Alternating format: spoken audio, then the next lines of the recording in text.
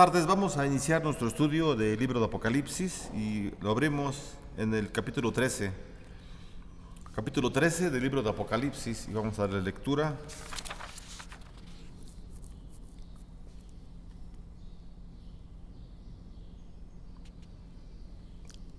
Leemos solamente hasta el versículo 4, hermanos, ahí vamos a llegar solamente hasta el 4 y dice la palabra del Señor, Apocalipsis 13, del 1 al 4. Me paré sobre la arena del mar y vi subir del mar una bestia que tenía 7 cabezas y 10 cuernos, y en sus cuernos 10 diademas, y sobre sus cabezas un nombre blasfemo. Y la bestia que vi era semejante a un leopardo, y sus pies como de oso, y su boca como boca de león, y el dragón le dio su poder y su trono y grande autoridad. Vi una de sus cabezas como herida de muerte, pero su herida mortal fue sanada, y se maravilló toda la tierra en pos de la bestia, y adoraron al dragón que había dado autoridad a la bestia, y adoraron a la bestia diciendo, ¿quién como la bestia? ¿Y quién podrá luchar contra ella? Vamos a orar. Señor, te damos las gracias. Gracias porque nos permite, Señor, leer tu palabra. Gracias porque nos das este tiempo de estudio. Te pedimos en nombre de Jesús que tú nos ayudes en cada una del tiempo que estemos aquí contigo, Señor, orando y estudiando. Te pedimos que tú nos dirijas. En el nombre de Jesús. Amén. Bueno, estamos en el capítulo 13. Hace 8 días mirábamos acerca de la mujer y el dragón y decíamos que la mujer, bueno, lo decíamos porque la palabra así nos lo enseña, la mujer es Israel y bueno, el dragón es Satanás, ¿verdad? Y está en la tarea Satanás de destruir a la iglesia, ¿verdad? La mujer es la iglesia y la intención que tiene entonces Satanás es esta, precisamente de atacar a la iglesia y dañar obviamente al Señor, ¿verdad? El pueblo es del Señor y obviamente cuando hay una situación de este tipo en donde está la persecución de la bestia hacia la iglesia, pues el Señor también se siente, ¿verdad? Se duele, le afecta definitivamente. Y entonces hay una relación, ¿verdad?, entre el capítulo 12 y el 13. La relación que tenemos es que en el capítulo 12 es Satanás quien está atacando al pueblo, a la iglesia, y también en el capítulo 13 es el mismo Satanás quien le da poder, quien le da autoridad a la bestia, a las bestias, ¿verdad?, que salen del mar y uno de la tierra.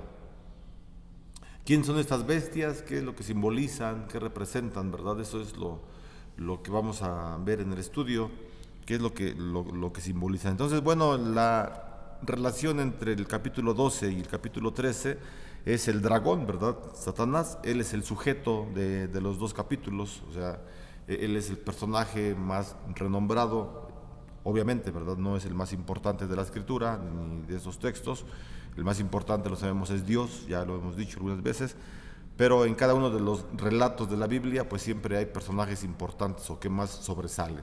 En este caso, el que sobresale más es el dragón, él es el sujeto entonces de estos dos capítulos, ¿verdad?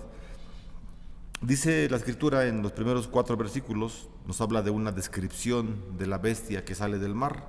Esos son los primeros versículos. Dice Juan, ¿verdad?, que bueno, empieza diciendo, me paré sobre la arena del mar. Entonces la Reina Valera traduce, de esta manera, el versículo 1 como pensando, ¿verdad?, que es Juan el que se estaba parando, ¿verdad?, sobre el mar, pero otras traducciones difieren en cuanto a las primeras palabras y lo que mencionan es que el que está parado, el que está de pie es el dragón, ¿verdad? Él está de pie observando lo que ocurre.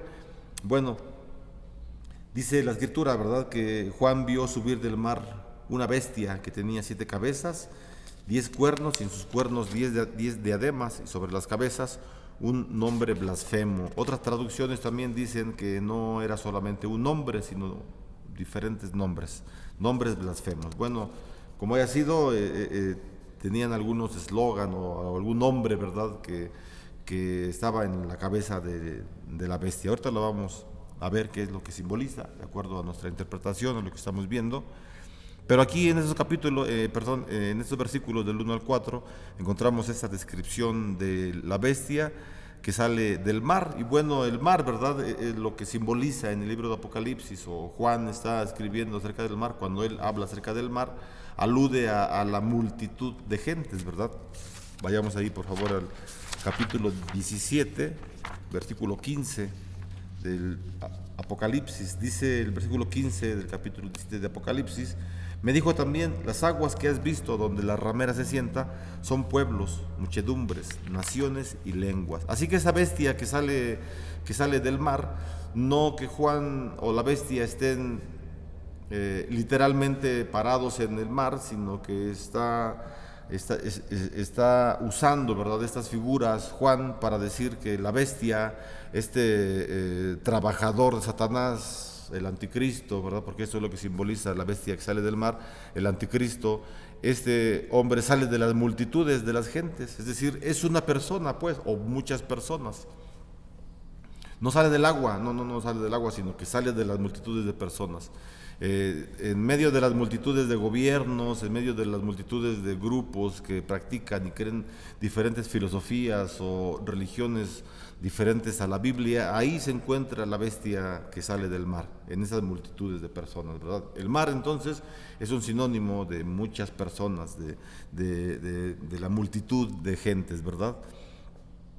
Dice también la escritura que la bestia que Juan está viendo, que sale del mar o de las multitudes de personas, tiene cuernos y 7 cabezas, ¿verdad? Eso dice. Y bueno, como el apóstol Juan ya lo hemos estudiado, ¿verdad?, que él cita muchos textos del Antiguo Testamento, bueno, aquí también el apóstol Juan va a citar o cita, ¿verdad? Está diciendo él, con los escritos que él hace, está citando indirectamente a Daniel. Vamos ahí al libro de Daniel para ver un texto, ¿verdad?, que se encuentra en el capítulo 7, versículo 3, Daniel 7, 3. Dice el versículo 3: y 4 bestias grandes diferentes, la una de la otra, subían del mar. La primera era como león y tenía, bueno, ya describe cómo eran las bestias, ¿verdad? Son distintas a las que Juan ve, pero el texto que quizá podemos pensar que Juan está tomando como base, como referencia, es Daniel 7.3, en donde Daniel también ve a 4 bestias grandes, diferentes una de la otra, y que subían también del mar, es decir, de la muchedumbre de gentes, ¿verdad? Eso es lo que estamos considerando. Entonces, y bueno, nos habla, ¿verdad?, del texto de Apocalipsis, que la bestia sale del mar, tiene cuernos y 7 cabezas. Y bueno, los números 7 y 10, porque dice que tiene 7 cuernos y 10 cabezas, 7 cabezas y 10 cuernos es lo que tiene. Estos números, el 7 y el 10, pues aluden, ¿verdad?, también a lo completo y a la plenitud. O sea, Satanás usa a la bestia, que es una imagen de los gobiernos del mundo, para usarlos en su nombre, ¿sí? Y por eso, o sea, no que tenga 7 cabezas, literalmente la bestia, ni es una bestia, ¿verdad? Es un hombre, o hombres, o gobiernos, pero Juan está usando el simbolismo, ¿verdad? No que tenga cuernos ni cabezas, sino que, o sea, los números los usa Juan para decir que el 7 y el 10 es lo completo y es el número de la plenitud. El 7 es el número de lo completo. Por ejemplo, Isaías ve que el Señor tiene 7 ojos, ¿verdad? No que tenga 7 ojos, sino que está aludiendo a esa imagen, a esa figura, para decir que los ojos del Señor, que no tiene ojos como los nuestros, pero que los ojos del Señor, la vista del Señor, está sobre todas las naciones, ¿verdad? O sea, está sobre toda la tierra. Entonces el número 7 se usa para esto, para hablar acerca de lo completo, y el número 10 para hablar acerca de la plenitud. Entonces Juan usa este simbolismo para decir que los gobiernos, que los grupos políticos, que los grupos filosóficos son los que son los que usa Satanás para que los usa en su nombre en contra de la iglesia, ¿verdad? Ya lo hemos comentado, siempre a través de la historia las diferentes corrientes filosóficas han querido destruir al cristianismo. Y aquí nuevamente Juan está diciendo que eso es lo que él está viendo, ¿verdad? A los gobiernos, cómo es que pues actúan en contra de la iglesia. Entonces, estas metáforas, ¿verdad?, que Juan usa de cuernos y de cabezas, ejemplifican una fuerza tremenda de Satanás contra la iglesia. Eso es lo que están ejemplificando, ¿verdad? Una fuerza tremenda, una fuerza completa, total, en contra de la iglesia. Y es lo que se ha dado a través de la historia que tiene la iglesia del Señor. Hay un término también, ¿verdad?, que dice que en las cabezas tenían un nombre blasfemo o nombres blasfemos, como lo traducen otras versiones de la Biblia, ¿verdad? Bueno, el término nombres blasfemos son anuncios, ¿verdad?, o eslogan o declaraciones que adoptan los gobiernos en contra de la iglesia. Por ejemplo, en el tiempo de Juan, en el tiempo que Juan vive, había un eslogan, ¿verdad?, o un letrero, un aviso, ¿verdad?, que todo mundo conocía, y el eslogan era César, o sea, César era el emperador, todos los Césares, César es Señor y Dios. Y así lo escribían en diferentes partes, César, Señor y Dios. Eso es a lo que alude Juan, cuando habla acerca de los nombres blasfemos, ¿verdad? Bueno, en el tiempo de la Revolución Francesa, por ejemplo, ¿no?, muchos siglos después de Juan, había también un eslogan que se usó en ese tiempo, en la Revolución, y el eslogan era ni Dios ni maestro, refiriéndose a Jesús, claro, ¿verdad? Entonces, los gobiernos han usado ese tipo de eslogan, de mensajes al mundo para contradecir el poderío, el señorío que tiene Cristo. Blasfemar, entonces, o sea, es esto precisamente, ¿verdad? Blasfemar es ridiculizar todo lo que sea santo.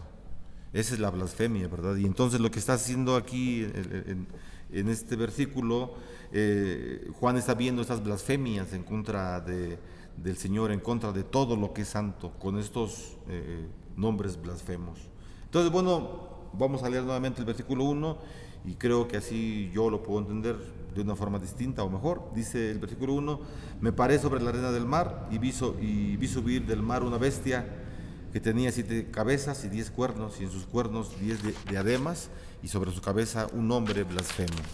Entonces, con este estudio que estamos teniendo, no solamente con este, claro, ¿verdad?, pero podemos entender a qué se refiere Juan con los simbolismos que está usando: 7 cabezas, 10 cuernos, nombres blasfemos, etcétera. Y dando esta explicación, bueno, nos ayuda, ¿verdad? Nos puede ayudar a que podamos entender de una forma pues diferente o más amplia la escritura.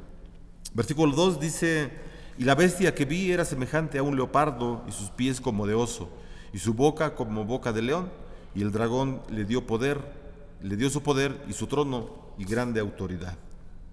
Nuevamente, Juan recurre otra vez a Daniel. Vamos otra vez hacia Daniel. Ahora vamos a buscar el capítulo 7. Bueno, también fue el 7 hace rato, ¿verdad? Daniel capítulo 7, y bueno, no lo vamos a leer todo porque está muy largo, pero en la visión que tiene Daniel, precisamente es también la visión de las 4 bestias, ¿verdad? Y bueno, no lo vamos a leer porque, o sea, es muy largo, pero Daniel está hablando, ahorita vamos a hablar de Daniel, un poquitito nada más, un minuto menos a lo mejor. Entonces, Daniel está hablando acerca de algunas bestias. Bueno, lo voy a leer. Daniel capítulo 7: en el primer año de Belsasar, rey de Babilonia, tuvo Daniel un sueño y visiones de su cabeza mientras estaba en su lecho. Luego escribió el sueño y relató lo principal del asunto. Daniel dijo: miraba yo en mi visión de noche, he aquí que los 4 vientos del cielo combatían en el gran mar,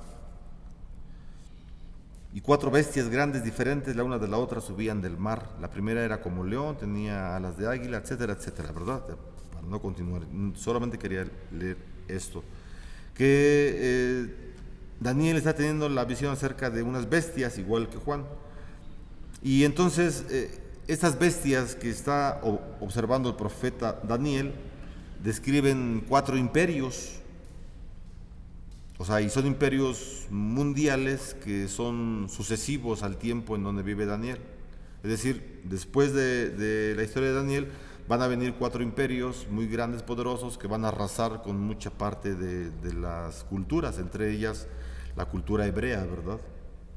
Por eso es que Daniel lo escribe, ¿verdad? Estos imperios, para mencionarlos, son 4 imperios que existieron después del tiempo de Daniel. En ese orden existieron, ¿verdad? Fue el imperio neobabilónico, es decir, el imperio de Babilonia se reorganizó nuevamente y fue mucho más poderoso que tiempos atrás. Entonces ese es el primer imperio, la primera bestia que ve Daniel. Estamos diciendo, ¿verdad?, que tanto Daniel como Juan usan el término bestia para referirse a los poderes del mal que están siempre en contra de la iglesia. Entonces, el primer imperio que ve el profeta Daniel es el neobabilónico. Después de este imperio viene un imperio más fuerte, derrota al anterior, que es el imperio medo-persa. Es decir, esos 2 países, los medos y los persas, se unen y forman un imperio grandísimo. Eso es lo que ve Daniel más adelante en la estatua, ¿verdad? Que él ve que tiene cabeza de un material, tiene los hombros de otro material, y así sucesivamente. Está viendo también los reinos, los imperios que van a gobernar después de su tiempo. El tercer imperio es el imperio griego, ¿verdad? Los griegos vinieron después de los medos persas, destruyeron al imperio medo-persa y fue un imperio muy grande, ¿verdad? A través de este hombre, de Alejandro Magno, él conquista muchas partes, ¿verdad? Pero después viene el último imperio, ¿verdad?, que es el imperio romano, el imperio más sangriento, uno de los imperios más terribles que han habido. Entonces, Daniel está viendo estas visiones de la bestia, que son los imperios que han atosigado siempre a la iglesia. Pero Juan los combina, ¿verdad? Juan los combina a estos 4 imperios, por así decirlo, los combina en uno solo, los combina en una sola bestia para indicar todos los poderes hostiles a Jesucristo. Eso es lo que Juan está haciendo, ¿verdad? Así que el objetivo de este relato es mostrar que el dragón, Satanás, está detrás de la bestia, ¿verdad? Eso es lo que dice en el principio de Apocalipsis. Eso es lo que menciona. Dice: me paré sobre la arena del mar y vi subir del mar una bestia, bueno, que tenía los cuernos, ¿verdad? Y el versículo 2 dice al final: y el dragón le dio su poder y su trono y grande autoridad. Así que el dragón es el que está atrás, Satanás es el que está atrás de los imperios que están en contra de la iglesia y que siempre le han hecho daño a la iglesia. Entonces, este es el objetivo, ¿verdad?, que tiene Juan cuando empieza a hablar estas situaciones: es mostrar que el dragón, que Satanás, está detrás de la bestia, que él tiene el control. Es decir, Satanás da poder al anticristo. El mismo Satanás, el mismo dragón, da poder al anticristo para que él ocupe el lugar que pertenece a Dios y a su Cristo. Entonces, uno puede decir, bueno, ¿por qué Satanás está dando este poder al anticristo para que el anticristo ocupe el lugar? Y bueno, ya dijimos que el anticristo son personas, o una persona que salen de la muchedumbre de personas. Pero ¿por qué? Uno diría, ¿por qué? O sea, ¿por qué ocurre esto? Porque la respuesta, ¿verdad?, es que pues Satanás es el príncipe de este mundo. Y no lo digo con alegría, ni mucho menos, ¿verdad? Pero esa es una realidad. Dice Evangelio de San Lucas, en el capítulo 4, versículo 6, cuando el Señor Jesús es llevado al desierto, ¿verdad?, para ser fortalecido por el Espíritu Santo, y lo fue, pero también fue tentado por Satanás. Y una de las tentaciones, ¿verdad?, le dice Satanás a Jesús, primero le dice que si es Dios, que se aviente desde lo alto del templo, ¿verdad? Y le dice que los ángeles el Señor mandará para que lo sostengan en pie y no caiga. Y el Señor le responde, ¿verdad?, con la palabra, le responde con la palabra. Y también Satanás le dice que si tiene hambre, que convierta las piedras en pan, y también el Señor le responde con la palabra. Pero cuando Satanás le dice que él es el príncipe de este mundo, el Señor ya no le responde, porque esa es la verdad. Vaya a Lucas, por favor, vamos a Lucas. Lucas capítulo 4, y ese texto ya lo leímos hace 8 días, pero vamos a leerlo otra vez. Lucas capítulo 4, versículo 6. Es la tentación de Jesús, ¿verdad? Estamos viendo. Este versículo 6, y le dijo al diablo, Jesús al diablo: a ti te daré toda esta potestad y la gloria de ellos. No, perdón, está hablando el diablo, perdón. Y le dijo el diablo a Jesús, a ti te daré toda esta potestad y la gloria de ellos. O sea, la potestad de los reinos, ¿verdad? Lo dice el versículo 5. Perdónenme usted, desde el 5, perdónenme usted. Dice el 5 y el 6. 5. Y le llevó el diablo a un alto monte, a Jesús, y le mostró en un momento todos los reinos de la tierra, todos los reinos, todos los países. Y le dijo el diablo: a ti te daré toda esta potestad y la gloria de ellos, porque a mí me ha sido entregada, y a quien quiero la doy. Entonces, Satanás, ¿verdad? Él es el príncipe de este mundo, él gobierna este mundo. Lamentablemente está aquí con mucho cuidado, ¿verdad? Obviamente que él gobierna este mundo, pero su gobierno está subordinado al poder del Señor. Claro que sí, claro que sí. O sea, otro ejemplo, el Señor le permite a Satanás que toque, ¿verdad?, que pruebe a Job, y le quita todos sus bienes, etcétera, y consta la historia.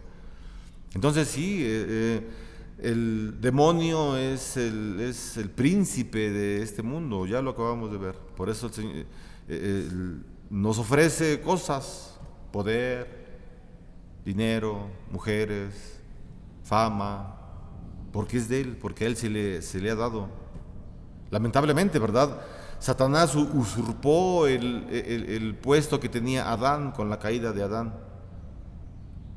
A Adán se le había dado esto, todo el poder, todos los reinos, para que él los gobernara. El Señor le dijo a Adán: está tu mujer allí, únanse, llenen la tierra y sométanla ustedes, júzguenla, sojúzguenla ustedes, gobiernen la tierra.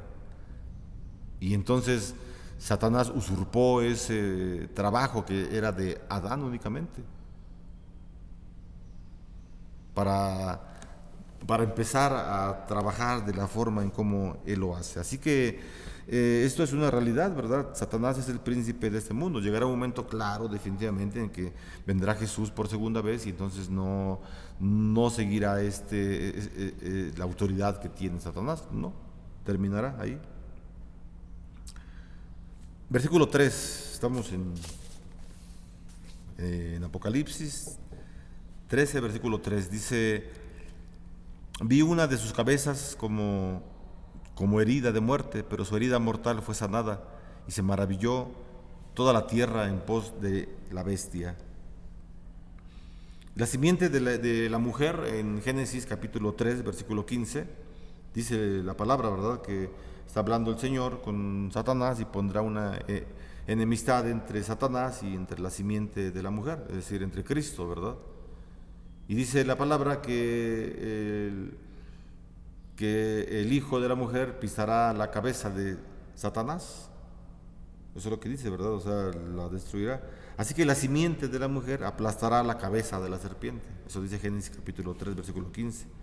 Y aquí encontramos un contraste, ¿verdad?, entre Cristo y la bestia.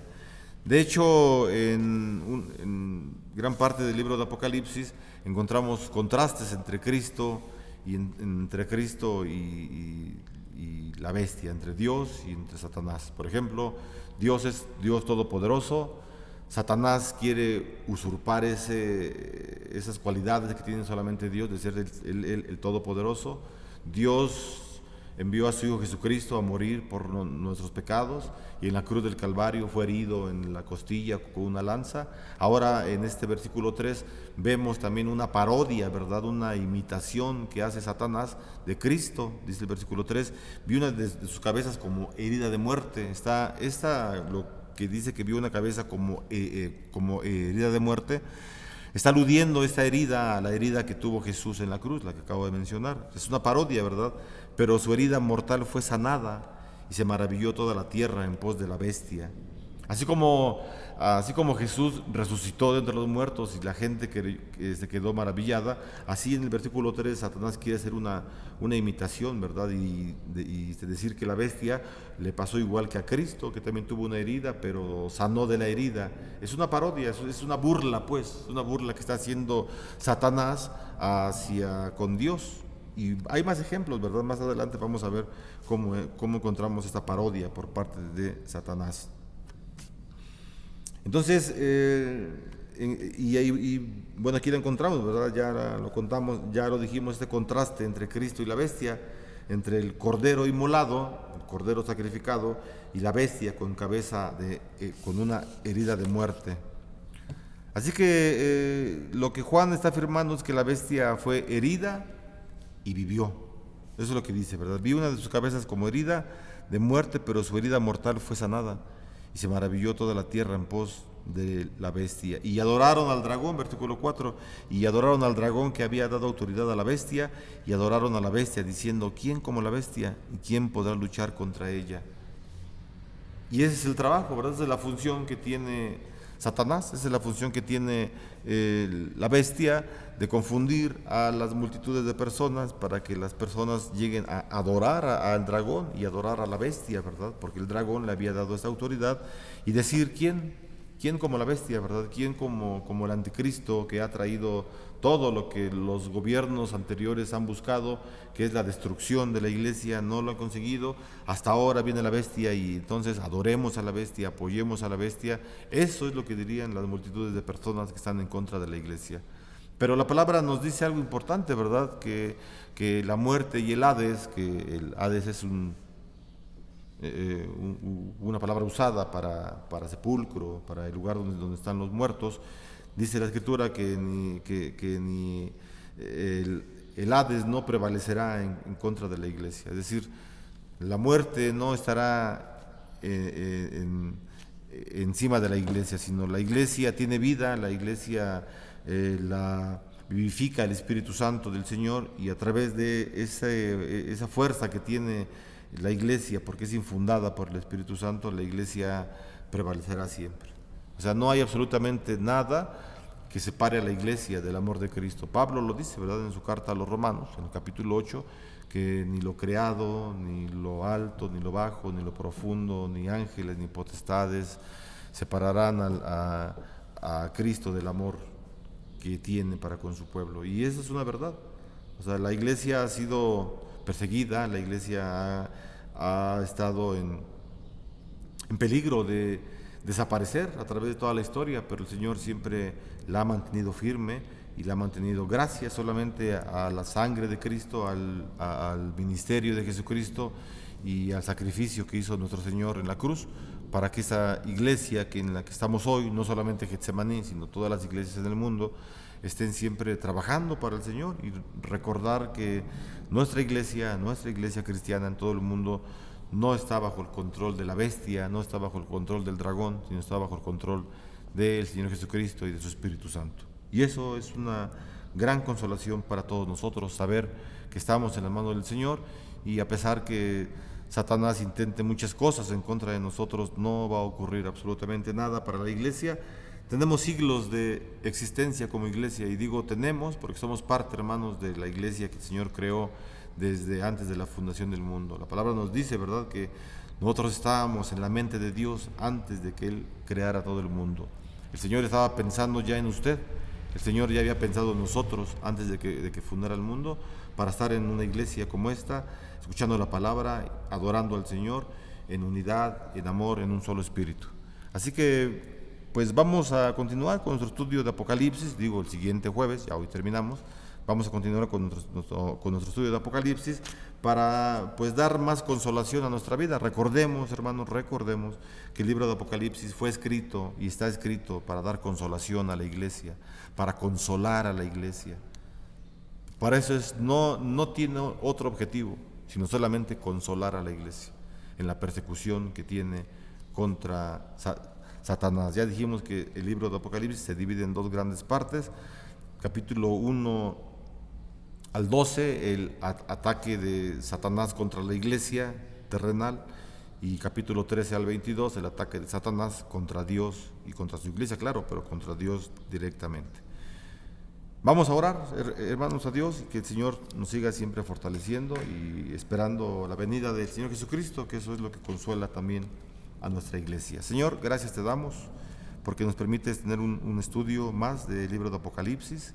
Señor, definitivamente no somos los mejores intérpretes ni los mejores estudiosos, Señor, los que estamos presentes, los que estamos leyendo el libro juntos, Señor, pero somos tu pueblo, Señor, somos tu iglesia, y tú dices que las llaves del Hades jamás prevalecerán en contra de tu iglesia, Señor, y lo creemos porque es tu palabra, y te damos las gracias por ello, porque nos mantienes, Señor, leyendo tu palabra, nos mantienes con fe, y oramos a ti para que la fe que tenemos crezca cada día, Señor, crezca cada día más y nos pueda ayudar para poder parecernos a nuestro Señor Jesucristo, que es el anhelo de todo cristiano. Definitivamente estamos muy lejos, Señor, de parecernos a nuestro Señor, pero te rogamos que tu Espíritu Santo siempre nos ayude a ser diferentes, a ser mejores cada día.